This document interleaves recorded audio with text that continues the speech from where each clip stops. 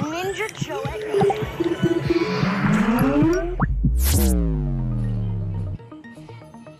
Primero la televisión, después el ordenador, pero sobre todo los teléfonos inteligentes y las tabletas. La avalancha de pantallas de los últimos 10 años ha cambiado nuestra vida cotidiana. Internet, redes sociales, juegos de ordenador y videos consumen ahora 1/3 de nuestras horas de vigilia. El típico niño en edad preescolar pasa entre 4 y 6 horas frente a algún tipo de pantalla. En casi todos los países del mundo, los niños permanecen frente a la pantalla más tiempo del recomendado oficialmente. Se suman cada vez más estudios alarmantes. En ratones de laboratorio observamos cambios dramáticos en el cerebro y el comportamiento. Eso debería preocuparnos.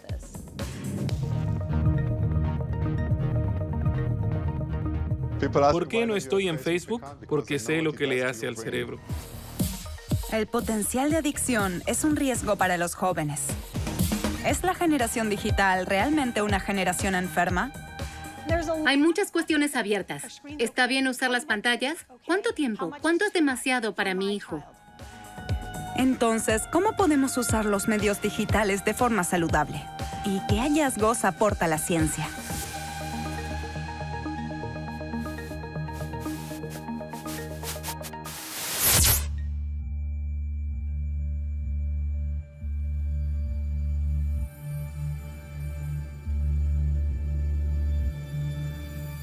Actualmente, los laboratorios de todo el mundo están investigando cómo los medios digitales afectan nuestro comportamiento, nuestro cerebro y nuestra salud mental. Hasta ahora hay muy pocos datos en este ámbito. Solo para dejarlo claro, en la ciencia se necesitan 20 años para poder demostrar los efectos. 20 años. Los niños pequeños utilizan tabletas desde hace 7 u 8 años como máximo. Salieron al mercado antes de que se investigaran los riesgos de su uso. Hubiera preferido que fuese al revés.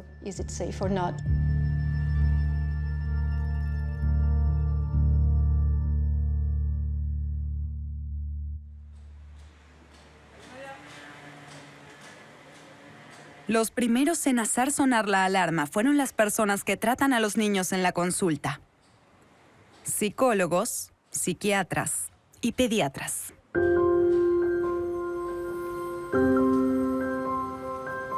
Estamos en Rosny-sous-Bois, en el área metropolitana de París. Iman, una madre joven, lleva a su hija Maya por segunda vez a la consulta de la pediatra Sylvie Duosica. Malia, es tu turno. ¿Dónde está mi princesa? Hola, Malia. Buenos días, señora. Tome asiento, hablaremos un poco.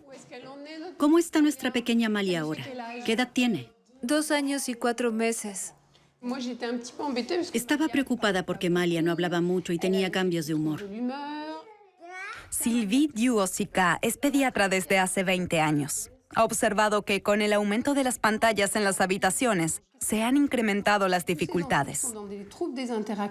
En la actualidad hay muchos más niños con trastornos de la interacción que en el pasado. Siempre ha habido niños difíciles, pero ahora hay muchos más que no aceptan los límites, no toleran la frustración, tienen rabietas, tienen trastornos del habla, conocen pocas palabras, se expresan mal o incluso no hablan nada. Bien, has aprendido mucho, me alegro. Lo haces muy bien y hablas cada vez mejor. Voilà, tu as beaucoup changé, Malia. Je suis très contente. Tu es sage, tu parles de mieux en mieux. Hasta hace 6 meses, Maya pasaba 6 horas al día frente a la pantalla después de una siesta, viendo dibujos animados matutinos, comidas frente al televisor y videos de YouTube en su teléfono inteligente. Siguiendo el consejo de la pediatra, la madre ahora le ha puesto un fin a esto. Là, maintenant, il y a une interaction. Ahora hay una Ha interacción. dicho una palabra muy importante, interacción. Así Antes es. no existía porque siempre había una pantalla entre ustedes. Así es. Entre vous deux. Entre papa et... Entre el papá y ella o entre usted y ella. Ça modifie Sí. Así es. Eso cambia mucho las cosas. un enjeu de Los medios digitales ocultan un gran riesgo para la salud del que no se es consciente en absoluto. En la sala de espera de la pediatra, además de los habituales carteles de prevención, ahora hay advertencias sobre los peligros de los medios digitales. También las escuelas observan los medios digitales con ojos críticos. Los maestros observan un aumento de los trastornos emocionales y del habla en los grados escolares inferiores. Muchos expertos en la primera infancia consideran que los medios digitales son una causa de todos estos problemas. Y numerosos estudios epidemiológicos en todo el mundo intensifican esta preocupación. Desde hace varios años se han analizado los efectos de la exposición de los niños pequeños a los medios digitales y en promedio se ha comprobado que el tiempo prolongado ante las pantallas puede tener efectos negativos, alteraciones del sueño, trastornos de atención, problemas de peso y trastornos del aprendizaje. Los científicos critican que los niños menores de 3 años pasen a diario tanto tiempo frente a la pantalla. Pero, lamentablemente, la oferta digital lleva a un mayor consumo a edades cada vez más tempranas. En 1970, en promedio, un niño veía la televisión desde los 4 años. Hoy en día, los bebés de 4 meses ya miran las pantallas. Un tercio de los niños pasa 90 minutos al día frente a la pantalla antes de cumplir los 2 años. Después, el promedio es de 3 horas. En los Estados Unidos, incluso 6 horas. En la era digital, muchos niños pasan más de un tercio de sus horas de vigilia mirando videos. ¿Cuáles son las consecuencias? A la ciencia le resulta sorprendentemente difícil responder a esta pregunta. El fenómeno es más complejo de lo que parece, y a veces son necesarios experimentos peculiares para llegar al fondo.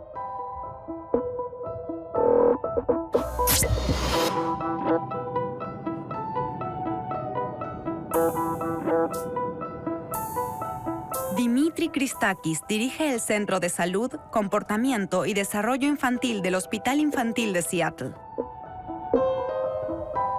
Desde hace años investiga los efectos de ver la televisión. Hemos comprobado en miles de niños desde el nacimiento hasta los 7 años que cuanta más televisión ven antes de los 3 años, más probabilidades tienen de tener problemas de atención en la edad escolar. Él y su equipo creen que las secuencias de imágenes rápidas son un problema para el cerebro de los niños. Nuestra hipótesis fue la siguiente. Si el cerebro está expuesto por mucho tiempo a estas secuencias de imágenes que cambian rápidamente, está condicionado a un alto nivel de estímulos y esto conduce a trastornos de la atención más adelante en la vida. Dicho en otras palabras, un niño que está expuesto regularmente a secuencias rápidas de imágenes y sonidos puede tener dificultades a largo plazo para concentrarse en tareas que requieren tiempo, como leer y escribir. Pero, ¿desencadenan el sonido continuo y la avalancha de imágenes realmente los trastornos observados en los niños? Dado que los estudios epidemiológicos siempre se critican porque no pueden demostrar una relación causal, el siguiente paso lógico sería realizar un estudio controlado aleatorio. En este caso, la mitad de un grupo de niños pequeños habría tenido que estar expuesto a programas con secuencias de imágenes rápidas y la otra mitad a ningún programa durante más de 7 años, como en nuestros estudios epidemiológicos. Como eso no era posible desde el punto de vista ético ni tampoco en la práctica, nos encontramos en un callejón sin salida. La única alternativa para seguir haciendo experimentos es utilizar ratones jóvenes. Diseñamos una especie de televisión para ratones, coordinando sonidos con luces para producir algo así como un espectáculo para animales. El programa comienza aquí todos los días a la misma hora.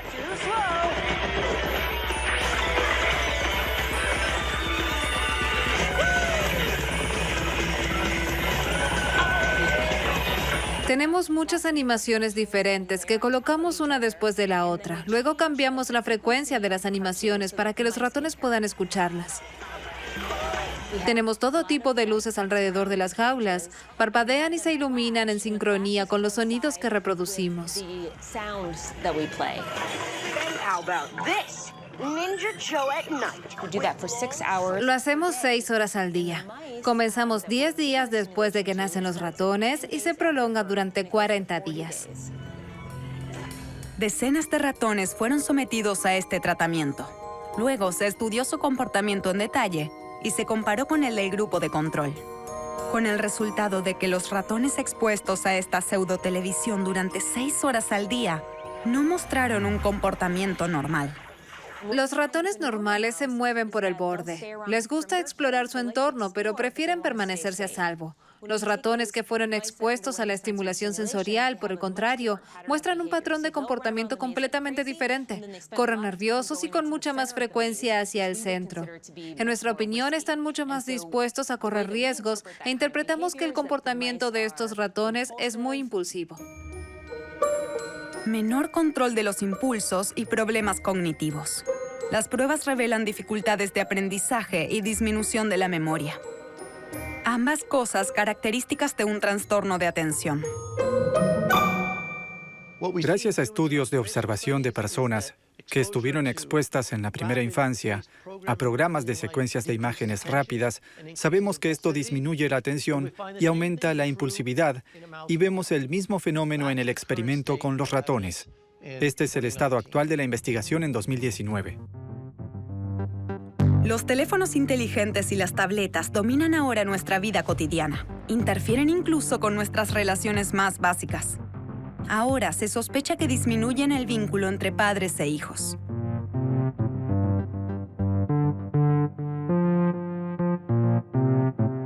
Al principio la discusión giraba en torno a la televisión, que siempre estaba encendida de fondo, con programas que no eran aptos para niños. Eso afectó la interacción entre el niño y sus padres. Ahora la cuestión es hasta qué punto el uso del teléfono celular interfiere en las relaciones familiares. ¿En qué medida este aparato que llevamos siempre encima y exige nuestra atención interfiere en nuestras relaciones con nuestros allegados? Para responder a esta pregunta, el Laboratorio de Niños y Bebés de Linköping, en Suecia, está haciendo un seguimiento de 115 familias. El objetivo es registrar con precisión el uso de los medios digitales en la familia y su efecto en el desarrollo cognitivo del niño. Los estudios realizados en cientos de niños han demostrado que cuanta más presencia tienen las pantallas en sus vidas, más tarde aprenden a hablar. Incluso el uso constante del teléfono móvil por parte de los padres parece afectar a la adquisición del lenguaje. Pero los estudios se basan únicamente en lo que dicen los padres y, por lo tanto, en datos que no siempre son confiables. La Universidad de Linköping es la primera en medir el entorno digital del niño de una manera muy precisa, utilizando un micrófono que se oculta en la ropa del bebé. Al analizar los registros, sabemos exactamente lo que sucede. Conocemos el entorno acústico, la cantidad de palabras pronunciadas por los adultos, la cantidad de palabras pronunciadas por el niño y la cantidad de interacciones que tienen lugar durante el día. También podemos identificar los sonidos que provienen de dispositivos digitales. Gracias al micrófono oculto, los científicos reconocen si el uso de medios digitales influye en la interacción con el niño y pueden evaluar los efectos en el desarrollo posterior del lenguaje del pequeño. Si el niño escucha muy pocas palabras, su adquisición del lenguaje no será la misma. Así lo ha demostrado nuestra investigación. Lo mismo ocurre si el adulto utiliza un dispositivo digital. Eso puede significar que no se toma el tiempo para hablar con su hijo. En este sentido, nuestros hábitos digitales también tienen consecuencias. Pero el estudio Crecer en el mundo digital apenas está en sus inicios.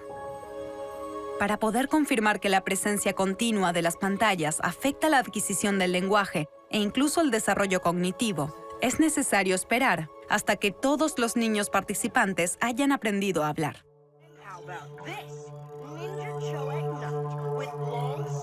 Programas que supuestamente causan déficit de atención Pantallas sospechosas de dañar las relaciones entre padres e hijos y retrasar la adquisición del lenguaje. Todavía no hay pruebas sólidas para condenar definitivamente los dispositivos digitales. Pero los científicos han encontrado otra evidencia incriminatoria. El cerebro de un niño menor de 2 años es incapaz de analizar lo que ocurre en una pantalla.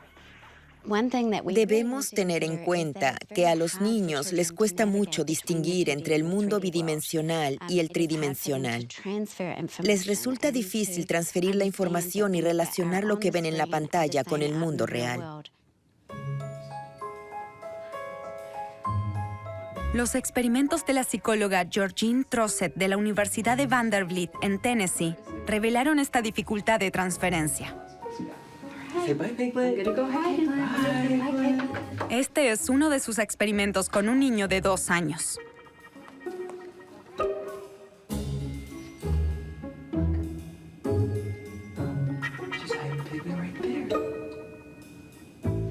El niño ahora debe buscar el animal de peluche en la habitación en la que nunca ha estado antes. ¿Encontrará el juguete tan rápido como si hubiera observado directamente la escena? La respuesta es no. Aprender de esta manera les resulta más difícil que con la interacción personal. El rendimiento del aprendizaje con una pantalla disminuye aproximadamente un 50% en comparación con la interacción real. Esta diferencia se denomina déficit de transferencia.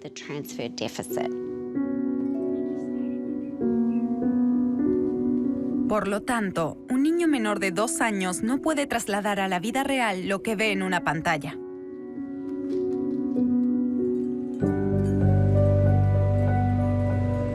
Para comprender las causas neurológicas de esta dificultad, Rachel Barr y su equipo utilizan tecnología de punta en su investigación.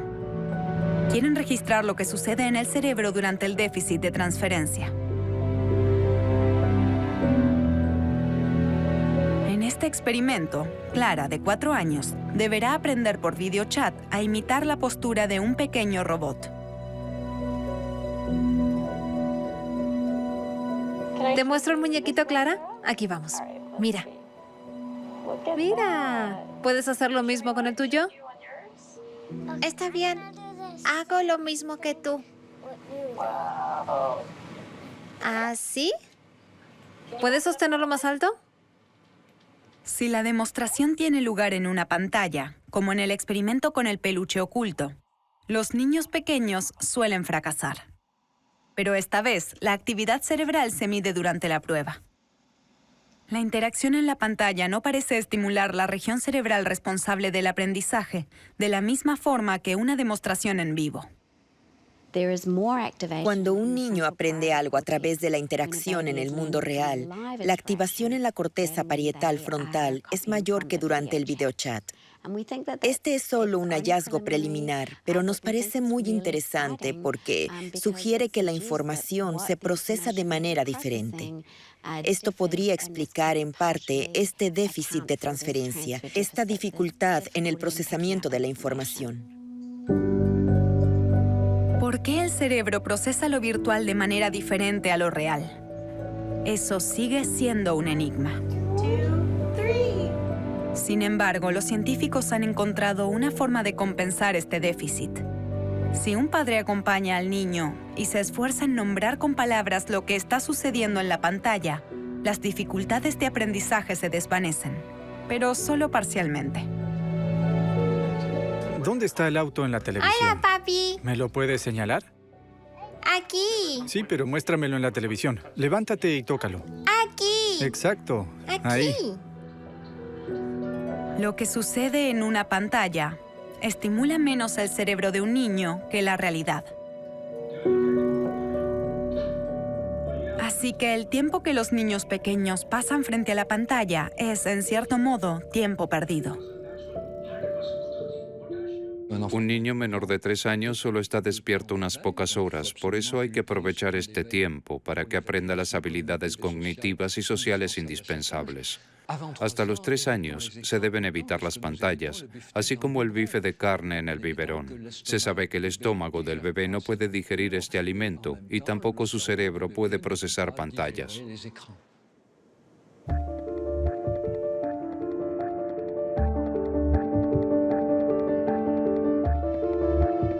lo tanto, la recomendación oficial de la mayoría de las instituciones científicas y médicas de todo el mundo es que los niños menores de 2 o 3 años no utilicen pantallas. Hasta los 5 o 6 años, aconsejan limitar la duración a 1 hora al día, preferiblemente con un adulto, y no durante las comidas ni antes de acostarse. Pero, ¿qué pasa cuando los niños crecen? Desde los 6, 10 o 15 años. Con la edad, el mundo digital se vuelve cada vez más complejo. Además de las películas de animación, también hay videojuegos, teléfonos inteligentes y redes sociales. ¿Cuáles son las recomendaciones? Estamos en una zona residencial de Tulsa, en Oklahoma, Estados Unidos. En casa de los McCormack. Dinner's ready. Aquí, la que manda es la televisión, como en la mayoría de los hogares estadounidenses. No hay una mesa para comer. Incluso las tareas se hacen frente a la televisión. Miranda, la madre, se encarga de las comidas y se asegura de que durante el resto de su tiempo sigan estrictamente las reglas de la televisión. Gracias, mamá. ¿Tienen suficiente espacio? Sí, pero se ve mejor desde aquí. ¿Este es el mejor lugar? ¿Tiene miel? No. ¿Están viendo esto? No se cambia de canal mientras se come, ¿de acuerdo? Las reglas del tiempo frente a la pantalla y sus límites no son un problema para Trevor y Anthony. Las conocen y las cumplen bastante bien y están agradecidos por su tiempo frente a la pantalla. Pero con los más pequeños es un punto de discordia. Danny, de 8 años, y Charlie, de 6, crecieron con consolas de juegos y teléfonos móviles. Y no se levantan del sofá sin negociar un partido de videojuego. ¿Puedo jugar con la Xbox? Solo 1 hora, ¿de acuerdo? Ahora son las 5:12. Hasta las 6:12. ¿A las 6:12? Pero, ¿no podemos pausar el tiempo hasta que empiece el juego? Porque tiene que cargarse y hasta que empiece... No, el tiempo corre. Es parte del juego, lo siento. Está bien así.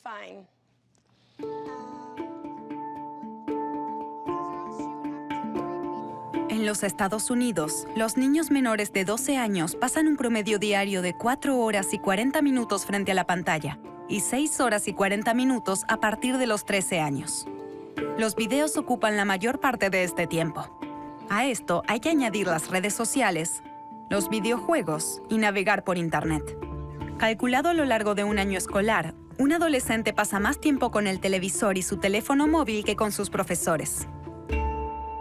Esta avalancha de pantallas a través de Fortnite, YouTube, Instagram, TikTok, Twitch, Snapchat, Netflix, WhatsApp, Amazon, Tinder, Twitter, Tumblr, Viadio, Meetup, Flickr, Pinterest, Mixfit. ¿Le hace realmente bien a la adolescencia, esa fase crítica del desarrollo del cerebro? Is everybody ready to go? We're about to leave. Hey, Trinity, are you ready? Esta mañana, Trinity, de 11 años, y Trevor, de 12, tienen una cita especial. Durante el último año y medio han participado en el estudio más grande jamás realizado sobre el desarrollo del cerebro en los adolescentes. Cada 3 meses, los hermanos se someten a una serie de pruebas en el Instituto Laureate de Investigación del Cerebro en Tulsa.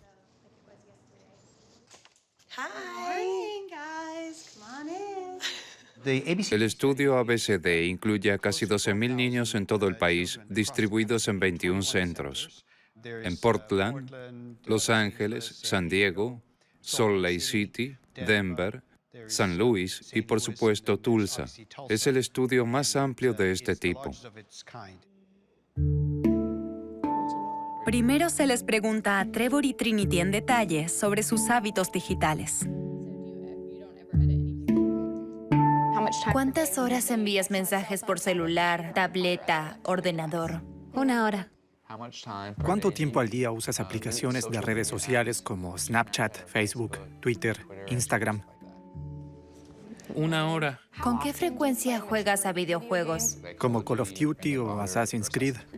No juego videojuegos. ¿Ves películas y programas en la televisión? ¿En Hulu, Netflix o Amazon? ¿Durante las vacaciones de verano? 2 horas? 2 horas. 2:30. Bien. Se trata de buscar entre las numerosas prácticas digitales aquellas que podrían dañar un cerebro que se está desarrollando y que es, por lo tanto, más vulnerable.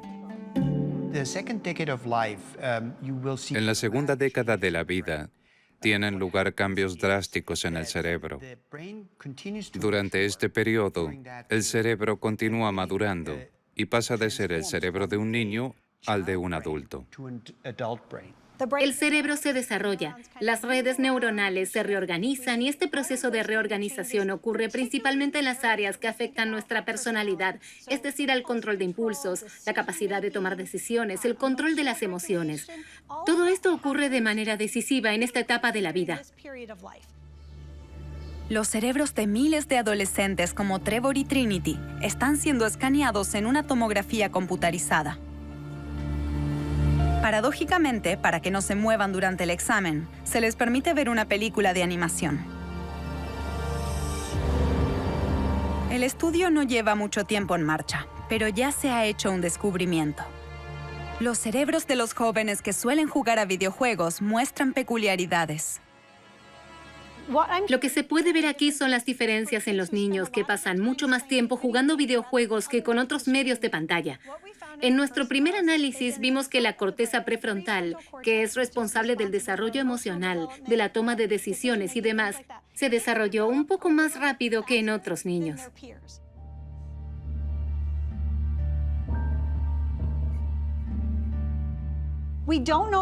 No sabemos si eso es bueno o malo, si es causado por los videojuegos o es que los niños con cerebros más desarrollados prefieren los videojuegos. Averiguarlo es el objetivo de otro estudio de ABCD,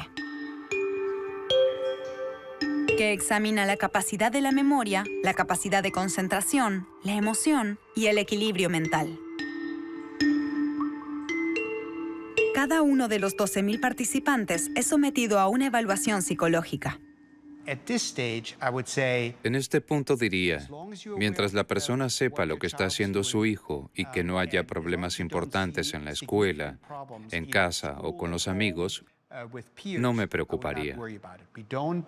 Actualmente no tenemos pruebas sólidas de que existan problemas significativos, pero si alguien nota que hay problemas porque el niño tiene dificultades en la escuela, quizás está particularmente ansioso o tiene rabietas, lo observaría más de cerca.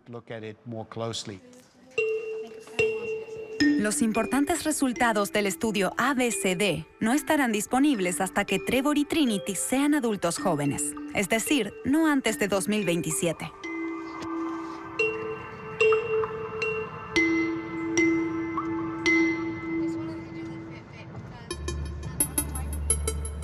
Pero hay una pregunta a la que los investigadores deberían dar respuesta lo antes posible, porque afecta a los padres de todo el mundo.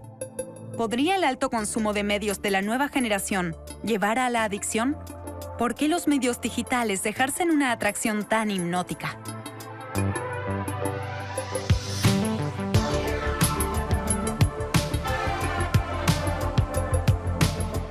Ofir Djurel es investigador de la Universidad de Fullerton en California. Analiza cómo reacciona nuestro cerebro a las redes sociales. En su opinión, las aplicaciones están hechas de tal forma que ocupan todo el tiempo y la atención del usuario. En las interacciones cara a cara cotidianas normales, recibimos algunas decenas de recompensas al día, pero en las redes sociales recibimos lo mismo a una escala mucho mayor.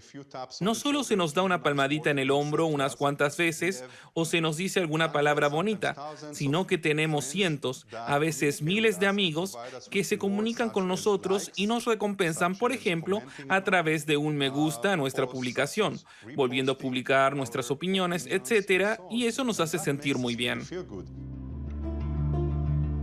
Con la ayuda de la neuroimagen, Ofir Djurel reveló incluso el mecanismo que utilizan las redes sociales para manipular nuestras neuronas. Y como ocurre frecuentemente con el comportamiento adictivo, el sistema de recompensa juega un papel central. El centro de recompensa es esa pequeña área en nuestro cerebro que controla nuestra sensación de placer.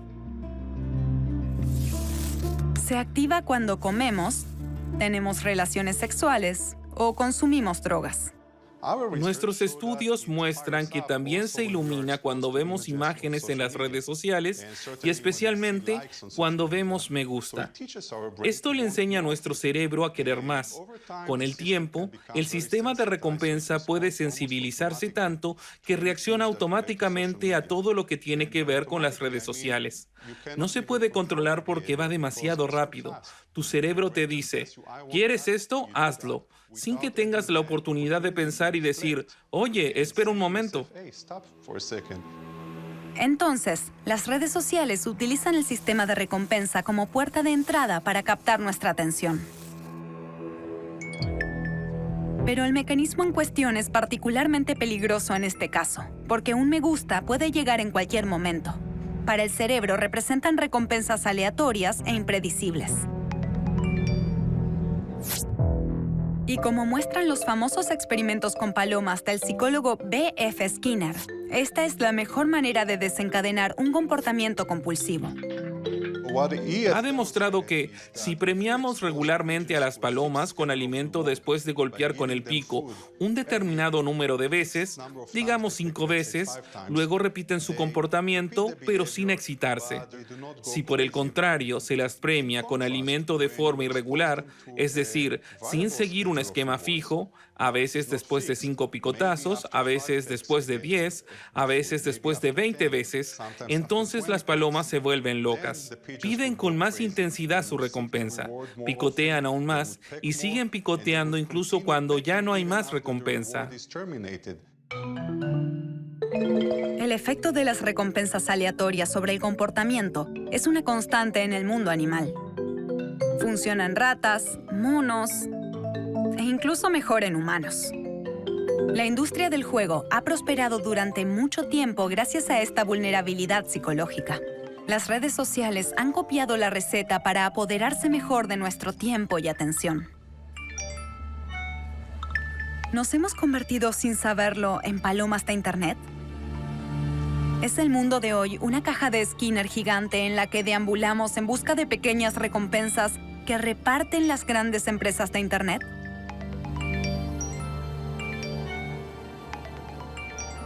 Esta historia de las palomas puede parecer divertida, pero plantea una cuestión seria. Las estrategias que utiliza la industria digital para captar nuestra atención tienen mucho éxito. Tomamos nuestro celular un promedio de 200 veces al día.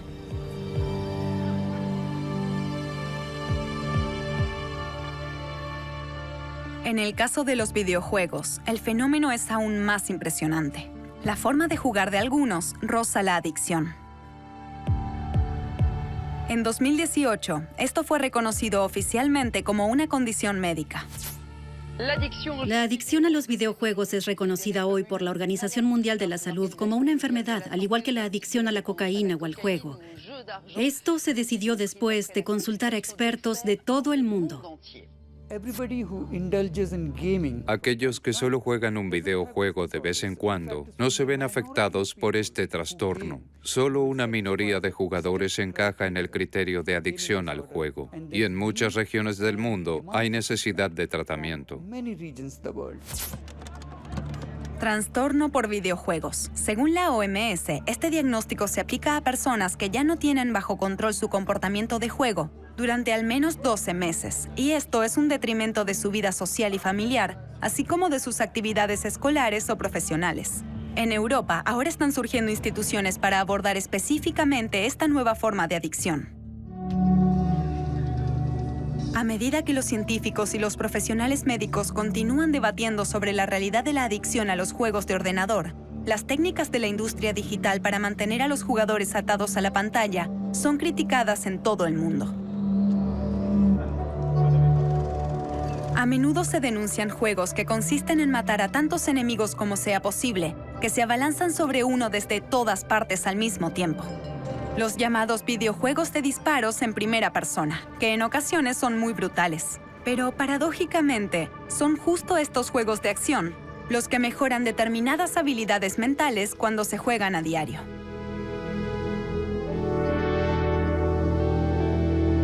Este sorprendente descubrimiento se realizó en este laboratorio de investigación. Fue uno de los primeros en examinar lo que pasa en la mente de los jugadores. Todo comenzó en la década de 2000, cuando un estudiante de laboratorio de investigación, un gran fanático de los videojuegos, midió su propia capacidad de concentración con una prueba que acababa de desarrollar. Debía desarrollar un test informático que evaluara la atención visual y pensó que debía haber cometido un error en la programación porque pasó la prueba a la perfección. No tenía lagunas de atención, siempre lograba el 100%, lo que según los estudios no debería ser posible. Y luego nos pusimos a trabajar juntos y descubrimos que no era un fallo en su programa de ordenador, sino que en realidad era un error en su cerebro porque él en ese entonces jugaba a los videojuegos. Los científicos ahora han confirmado ampliamente este inesperado descubrimiento. Cualquiera que juegue habitualmente a juegos de disparos en primera persona, le va mejor en las pruebas de atención. Bien, ahora vamos a medir su capacidad de atención. Para ello, su mirada debe estar fija, así que por favor, apoye la barbilla en este pequeño dispositivo. Bueno, le daré las instrucciones desde esa sala. En el monitor verá una cierta cantidad de emoticones azules y amarillos. Los emoticones azules se volverán amarillos. Al final, uno de los emoticones tendrá un signo de interrogación y luego deberá decirme si era azul o amarillo al comienzo de la prueba, ¿de acuerdo?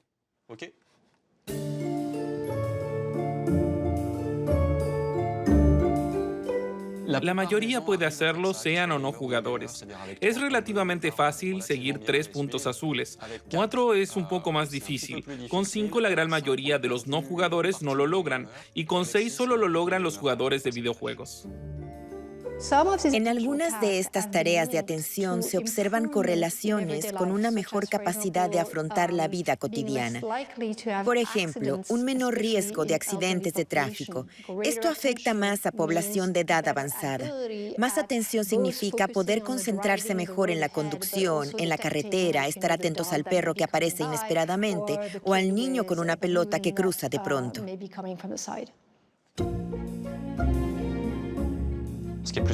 Se vuelve interesante cuando nosotros, personas que no jugamos, entrenamos con videojuegos sin importar si son de acción o no. Si entrenamos durante varias semanas, 1 hora al día, varias veces a la semana, vemos que aumentamos de 4 a 5 puntos. Los que no juegan videojuegos de ordenador no pasan de los 4 puntos.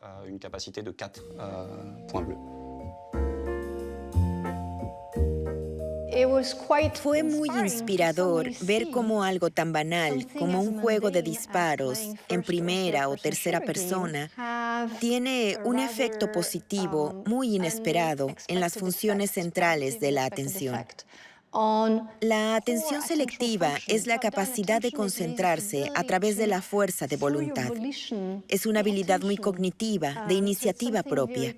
De repente, disponer de una herramienta para potenciar esa capacidad parece realmente interesante para una serie de aplicaciones terapéuticas.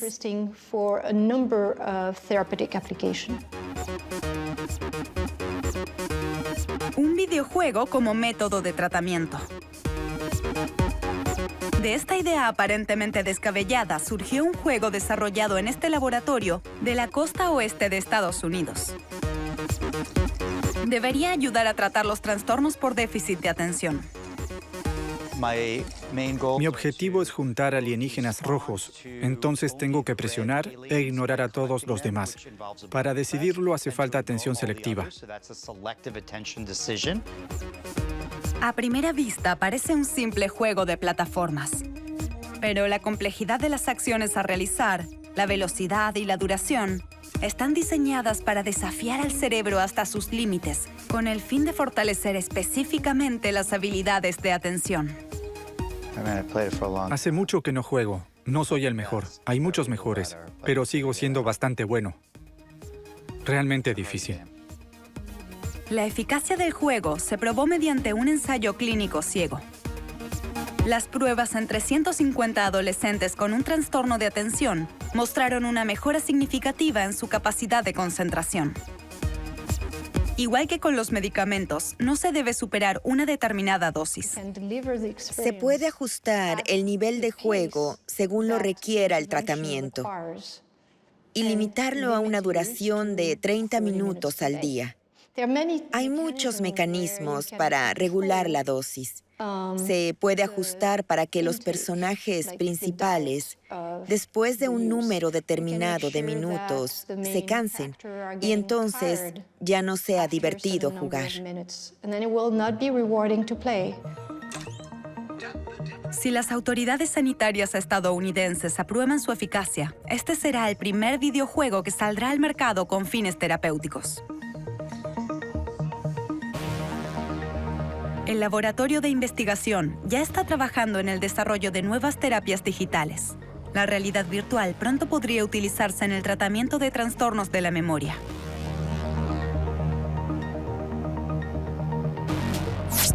El uso aparentemente paradójico de los videojuegos en la medicina atestigua la ambivalencia de los medios digitales. No son ni buenos ni malos en sí mismos. Todo depende de quién los use, durante cuánto tiempo y, lo más importante, de cómo se usan.